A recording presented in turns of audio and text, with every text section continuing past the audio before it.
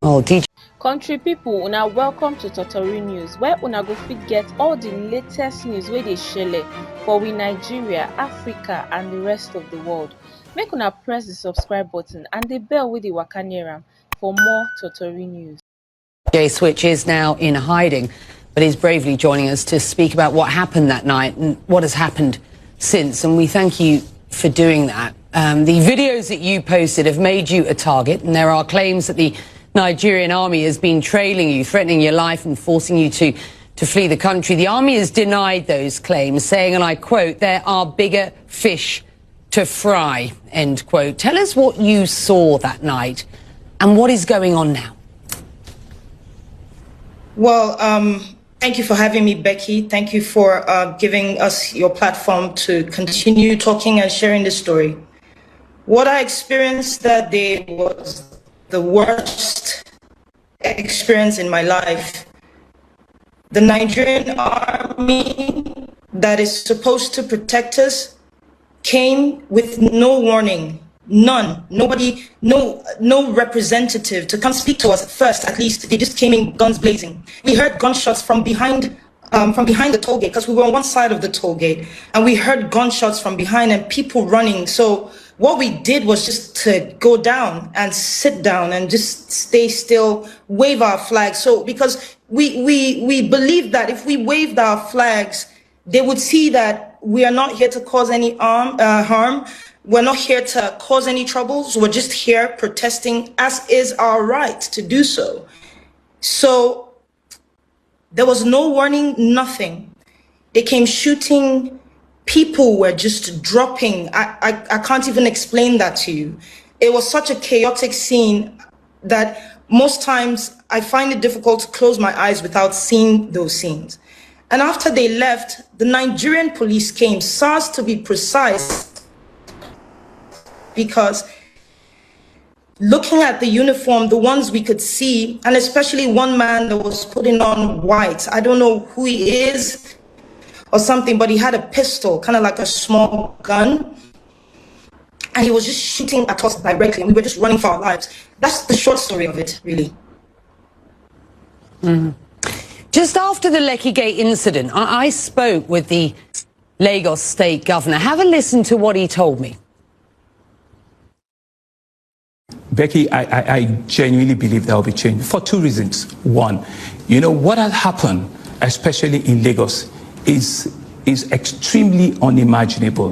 That's number one. Number two, it was a clearing call, you know, for all of us in government, you know, especially, you know, understanding and realizing, you know, what the youth, what they truly want us to be doing, you know. So it hit all of us like a thunderbolt, and it was just, you know, a wake-up call. Your response to what you just heard there? With no due respect, I actually challenge the governor of Lagos State to just say the truth. They know the truth. It's been out there, they're conflicting stories with each other. Nigerians have died. This is not a time to play games.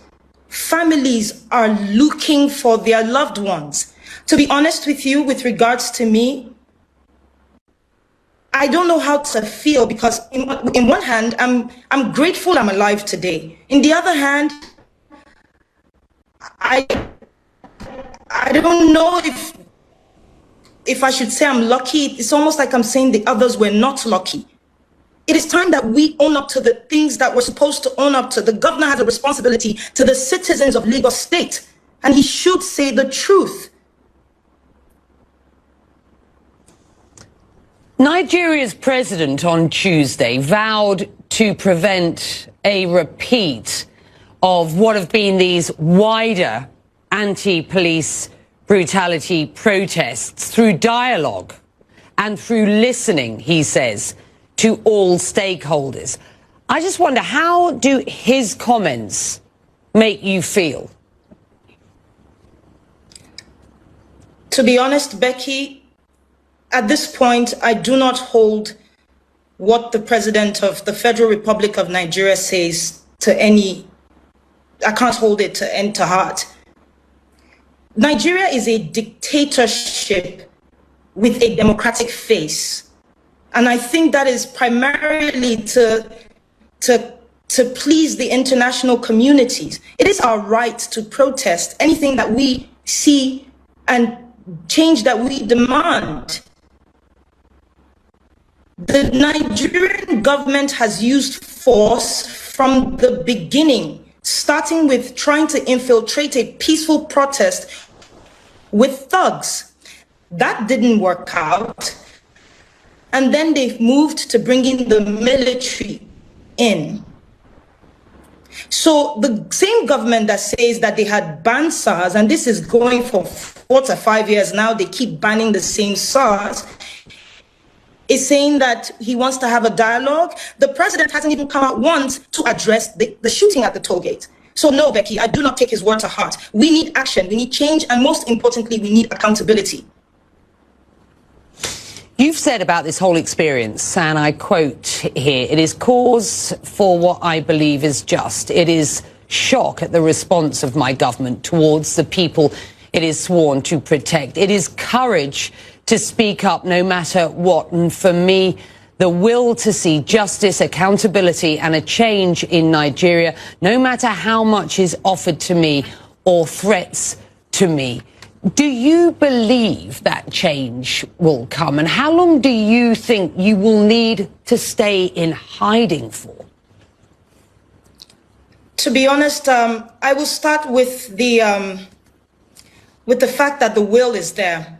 This generation, as we like to call ourselves, we call ourselves Sorosoke. That means speak up. Unlike the past, where they've oppressed our parents, they've misinformed our parents because we didn't have social media back then. They owned the media houses, they owned the newspapers. But this is a different generation. And that goes to the end where I said that I believe strongly that Nigeria will change. It's not a sprint, it's a marathon. And now the Nigerian people, especially this generation, they are speaking up. The shock for me was to see that for the first time, something that gave me such belief. I never thought I would see Nigerians come together with the same voice and speak in one voice, demanding change, demanding an end to police brutality. I never thought that our government, first time they're seeing this, would respond in the action with which they did. Seizing the passport of Mo, for example, arresting Neroms, chasing people out of town and literally out of the country. I believe that the fact that I have been given a second chance at this life, I don't know what will happen to me. I don't know what will happen to my career. All my bookings, everything is gone. I don't know. But what I do know is this. The fact that I have this chance, I will use this opportunity to tell the story. No matter the length, no matter the breadth, I would use the opportunity to tell the story. My hope is to go back home. I don't want to run anywhere. People think that I have sought some sort of asylum. That is not a fact.